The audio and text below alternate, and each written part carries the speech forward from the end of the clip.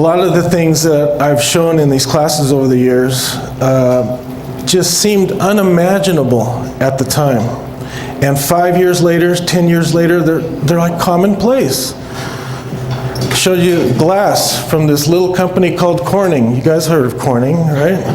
I'll show you an updated video one of these classes. But they created this stuff called Gorilla Glass. And at the time, we didn't know what would happen to it, but I said, there's going to be all kinds of companies taking this glass and mutating it into products and services that Corning could have never imagined. Now it's in cars and phones and on computers. They build buildings out of it. It's just amazing what's happened with the glass technology that Corning's created. When autonomous cars first came on the scene, I brought it out and it's just, wow, it seems like science fiction. But it's getting closer and closer. In fact, there's a lot of autonomous cars driving around cities now already today. And then there's the 3D printing. When I brought that out, the first time I brought that out, it was 2011. This big old clunky machine that took over a day to print out a crescent wrench. Now they're commonplace. It's in manufacturing and just biotechnology. It's amazing what they do with 3D printers nowadays. Then when drones first started coming out, I brought you drones. Wow, those are crazy things. What are they, just little toys? But no, there's all kinds of drone technology. There's literally thousands of things that they're using drones, from the little tiny micro ones to the big, huge ones that they use in the military. Then I showed you hydrophobic surfaces. Scientists learning from studying plants how to beat up water. And what were they going to use that for? Well, now we're finding out that planes are using them, and clothing, the clothing industry is using that technology. And then I showed you genetic mapping and DNA sequencing when it first came out. And now they're using it to cure disease. Synthetic biology, using genes to program cells to make products. It's amazing what's coming out in synthetic biology. So all of this just seemed like science fiction at that time, but it's reality today. Some of the things that I'm going to be showing you today are going to seem like science fiction today. So here's an example of mutating technology I want to show you at the beginning of the class. You probably heard of this company, right? Microsoft? Okay, they have this mixed reality technology that's mutating into things that they couldn't even imagine, and they're getting worldwide collaboration with it.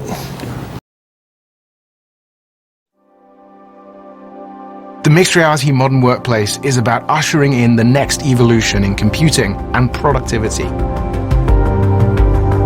Work has a very different definition as we move into the digital revolution, where work means thinking and creativity and collaborating with others. I think the modern workplace is changing and it's affecting everyone. Why wouldn't we want to make people's jobs better when we can? Mixed reality allows us to find new ways to express creatively and also problem solve creatively. Information workers have been pretty well supported by technology over the past 3 decades. But there's a lot more that we need to do to support how the workplace is changing. More and more today, people are working remotely. They're not all located in the same physical building. Imagine being able to change the people you're meeting with, the place where you're meeting, or the content that you're collaborating around, all in a matter of seconds. It really unlocks new possibilities for the way that information worker can be productive.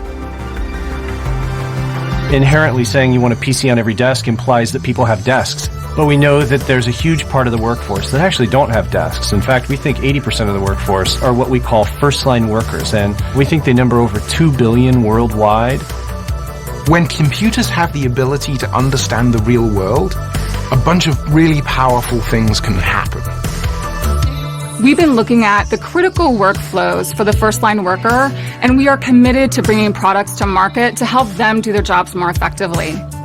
One of the first critical workflows that we uncovered was for the field service worker who often needs to call in for some expert help. And with mixed reality, we can bring the expert to them, and the expert can see what they're seeing and can annotate into their space and help them solve the problem and verify that it's been done correctly.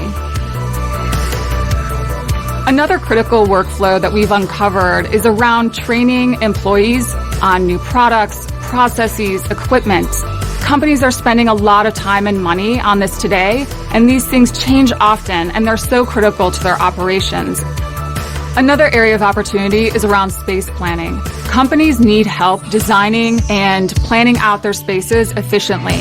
Mixed reality enables them to view their designs with digital objects, and they can see them at scale, and they can walk through them and iterate before they have to make the costly decisions.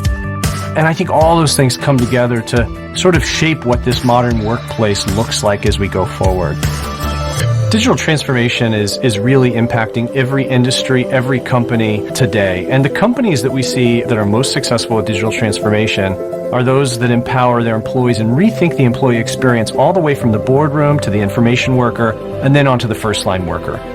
In the past, Microsoft has focused mostly on providing us with ways in which we can do more. Now we're starting to entertain ideas of what it means to achieve more. And that by its nature has a certain amount of value associated with it. And this has inspired us at Microsoft in the work we do to create products and services that will empower people in this new world of work to do their very best work, to solve real problems, and to achieve more.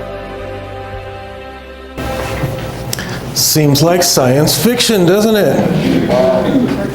Yeah, they're talking about the workplace, but you're going to start seeing this in furniture stores so you can see the layout in your house, how that furniture looks in your house before you buy it. Clothing stores, it's going to happen.